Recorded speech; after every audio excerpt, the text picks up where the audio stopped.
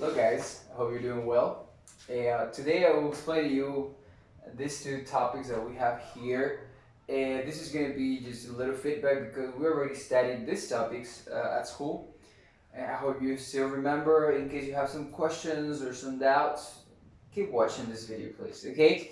The topics that I will explain to you guys are this. The first one is wishes in present, and the second is imaginary situations using wood. These are very similar topics, and they are very easy to understand and to use. Okay, so we're gonna start with wishes in present.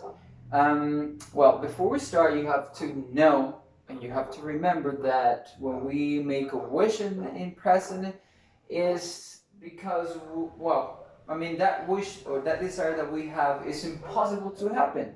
Okay, we can do anything about that to make it different, right? So it's just a desire that we have that cannot be, real, that cannot be possible. Okay, so here I have two examples so we can understand better, and then we're going to analyze how the sentences are made. Okay, so the first example says, I wish you were here. Okay, so let's suppose that I'm alone in the forest and and I really miss my brother. And I sent a message to my brother. My brother is in another part of the world, and I say, hey, I wish you were here. Is my brother there with me? No, he is not. So my desire is that he were with me. But he is not with me. Okay, so this is an impossible situation. This cannot happen. This is not real. This is just a desire that I have. It's just a wish. Okay, so another example is this. He wishes he knew more. Okay, so let's suppose that there's a new guy at school, and he comes from another country and he doesn't know how to speak English, for example. And then I can say he wishes he knew more English, for example. So can this situation be different? No, right? This situation or this wish is impossible to happen right now. So maybe, in the future that situation can change or that wish can become true. But right now, it is impossible, okay? He doesn't know how to speak English, for example, and, he wish that could be different, but that right now that is not possible. Okay, that is about wishes in present. Remember, here the keyword, as I told you before, is wish. Okay, so and you have to conjugate the verb if you're using a third person, like in this case, he wished. No, he wishes. Okay, but the keyword is wish, and then you have to use another pronoun. It can be the same or different. And the verb that you use in this clause has to be in past simple. Okay, past simple. So as you can see in both sentences, the verb in this clause is in past simple. And that's how you create this type of sentences. You say I wish, or he wishes, or whatever. And then the clause that you say, the verb in the next clause has to be in past simple.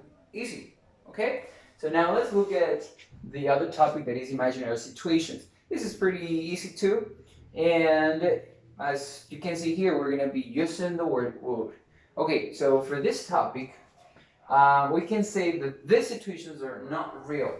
As you can see here, not real situation. It's just, this is just my mind that is, thinking of other things that are not real in this moment. That's why I say that these situations are not real. Okay, so, and here I have two examples. The first one says, I would do exercise if I had time. Okay, so this situation is not real. It's just my imagination, right? It's just like, oh, okay, this is my desire to, right? But I can't because I don't have time. Same thing. I would do this activity if I had time, but actually I don't have the time. That's why this situation is not real. It's not possible. Okay, so the second example is she would go if she were here. Okay, she would go to the party, for example, if she were here, but she is not here. Maybe she's in another city, she's in another country, I don't know. But she's not here. But if she were here, she would go. Okay, so this situation is not real. It's just my imagination, my desire, and again, it cannot be possible. Okay, so and again, so here I am using the word would and would. Okay, you know, my pronoun and then the word would. And here, all this sentence, the clause that I'm underlining here, is the structure of the second conditional. Okay, that's why here you can see the verbs in past simple. You remember that? I'm pretty sure you do. So remember, you start your sentence with this phrase: "I would do something," and then you know you you say a clause of second conditional. You know, in second conditional, and that's pretty much what this topic is about. Remember, these are well, sentences that help us to explain situations that we would like to be different, but that is not possible to change right now in the present. So, guys, I hope this is help for you and that you can continue practicing this topic so you can use it more frequently in your daily English. Okay, so that's it for now, and I'll see you in the next video. Okay, so bye bye.